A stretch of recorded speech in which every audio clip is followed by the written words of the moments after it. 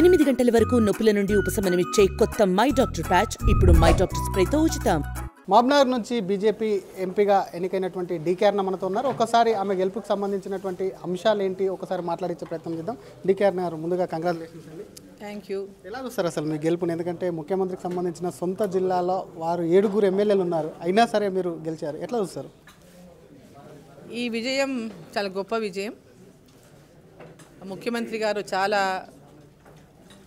ప్రెస్టీజియస్గా తీసుకొని 11 సార్లు వచ్చిండ్రు ఈ పార్లమెంట్ నియోజకవర్గంలో ప్రచారానికి. ప్రతి నియోజకవర్గంలో భారీ బహిరంగ సభలు ఏర్పాటు చేసుకొని పెద్ద ఎత్తున అక్కడ మోదీ గారిని విమర్శించడం కానీ, నన్ను పర్సనల్గా దూషించడం కానీ అనేక రకాలుగా వాళ్ళు ప్రయత్నాలు చేసిండ్రు.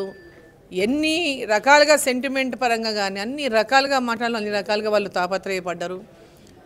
ఈ జిల్లాలో రెండవసారి మనకు అవకాశం వచ్చింది. పాలమూరు జిల్లాకు ముఖ్యమంత్రి అయ్యేటటువంటి అవకాశం వచ్చింది. ముఖ్యమంత్రినైనా మీ అందరూ ఓటేసి గెలిపించినందుకు ముఖ్యమంత్రి అయినా నేను.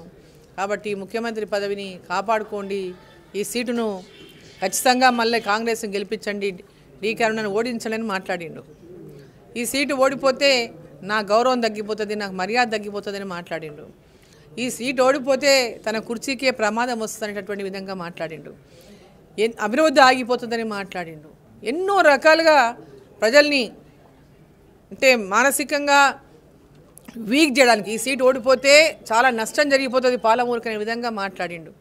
అయినప్పటికీ కూడా ప్రజలంతా కూడా నరేంద్ర మోదీ గారు మళ్ళీ ప్రధానమంత్రి కావాలని కోరుకున్నారు.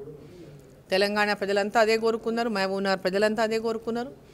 ఈరోజు నరేంద్ర మోదీ గారి యొక్క నాయకత్వం మీద విశ్వాసం ఉంచి ఇక్కడ డీకే అరుణ గారు గెలిస్తే మరి పార్లమెంట్కి వెళ్తుంది, ఈ ప్రాంతానికి అభివృద్ధి జరుగుతుందంటటువంటి ఒక నమ్మకంతో మమ్మల్ని గెలిపించింది. అక్కడి నుంచి టీఆర్ఎస్ నేతలు ఆత్మ బలిదానాలు చేసుకొని బీజేపీని గెలిపించారని చెప్పి సాక్షాత్ ముఖ్యమంత్రి ఇందాక మీడియాతో మాట్లాడి చెప్పారు, ఎట్లా చూస్తారు అది? ఇప్పుడు రేవంత్ రెడ్డి పక్కా అవకాశవాది.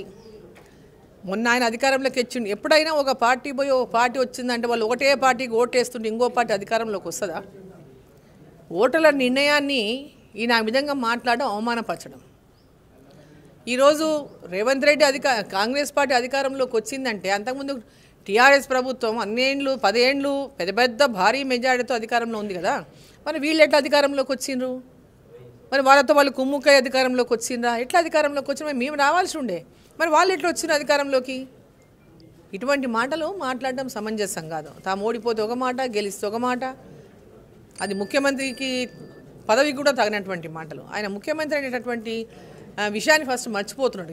ఇంకా ముఖ్యమంత్రి అని అనుకోవడం లేదు. ఆయన ఒక ముఖ్యమంత్రిగా ఉండాల్సినటువంటి డిగ్నిటీ లేదు, ఆయన భాష పరిజ్ఞానం లేదు, ఆయన వ్యక్తిగతంగా కూడా దూషించడము, వ్యక్తిగతంగా మనుషుల్ని మాట్లాడడము అనేది ఒక ముఖ్యమంత్రిగా తగదు.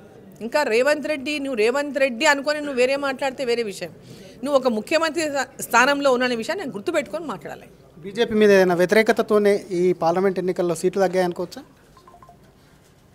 ఏదైనా బీజేపీ మీద వ్యతిరేకత ఏదైనా మొదలైందా? ఎందుకంటే ప్రతిపక్షాలు అంటే బీజేపీ మీద వ్యతిరేకత మొదలైంది, మోడీ మెడిసిన్ అనేది ఎక్స్పైర్ అయిపోయింది ఖచ్చితంగా, అందుకే వాళ్ళకు మ్యాజిక్ ఫిగర్. ఆయన భాషకి పరిజ్ఞానం లేని భాష మాట్లాడుతుంటాడు. ఆయన పరిజ్ఞానం లేని భాష మాట్లాడతారు రాజకీయాల్లో.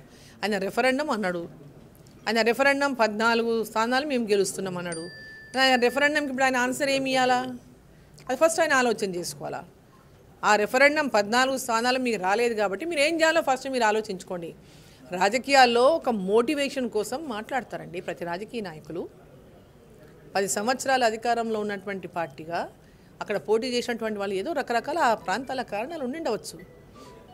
ప్రతి ఒక్క లీడర్ మోటివేషన్ కోసమే మాట్లాడతాడు, అత్యధిక సీట్లు గెలవడం కోసమే మోటివేట్ చేస్తారు. వాళ్ళు కూడా ప్రభుత్వాన్ని ఏర్పాటు చేస్తామని ధీమాతో ఉన్నారు ఇండియా కూటమి. అది పచ్చాబద్ధం, అది అయ్యే పనే కాదు. డీకే అరుణ కేంద్ర మంత్రి కాబోతున్నారా? అది ప్రధానమంత్రి గారు ఎవరు అనుకుంటే వారు అవుతారు.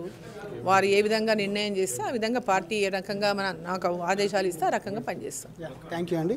ఇది ఒకవైపు డీకే అరుణ కూడా అటు ముఖ్యమంత్రిగా కూడా రేవంత్ రెడ్డి మాట్లాడట్లేదు, తను ముఖ్యమంత్రిని అని మర్చిపోయి కూడా రేవంత్ రెడ్డి మాట్లాడుతున్నా చెప్తూనే తను కేంద్రాన్ని ప్రశ్నిస్తున్నటువంటి ముఖ్యమంత్రి తను 14 సీట్లు వస్తాయి తనకు, అవి రెఫరెండం అని చెప్పి రేవంత్ రెడ్డి మర్చిపోయారని చెప్తుంటే అసలు కేంద్రంలో ఎట్టి పరిస్థితుల్లో ఎన్డీఏ కూటమి ప్రభుత్వాన్ని ఏర్పాటు చేసేటువంటి ప్రసక్తే లేదు. కేంద్ర మంత్రిపై కూడా డీకేఆర్ను క్లారిటీ ఇస్తూ అవకాశం ఇస్తే కేంద్ర మంత్రిగా ఖచ్చితంగా పనిచేస్తాను, అది అధిష్టానం నిర్ణయం తీసుకుంటుంది, నిర్ణయం మేరకు ఏ పదవి ఇచ్చినా కూడా దాన్ని నెరవేరుస్తానంటున్న డీకేఆర్ను. కెమెరామెన్ గణేష్తో శ్రీధర్, RTV హైదరాబాద్. మరిన్ని వీడియోస్ కోసం ఛానల్ ని సబ్స్క్రైబ్ చేయండి, లేటెస్ట్ అప్డేట్స్ కోసం వాట్సాప్ ఛానల్ ని ఫాలో చేయండి అండ్ లింక్ డిస్క్రిప్షన్ లో ఉంది.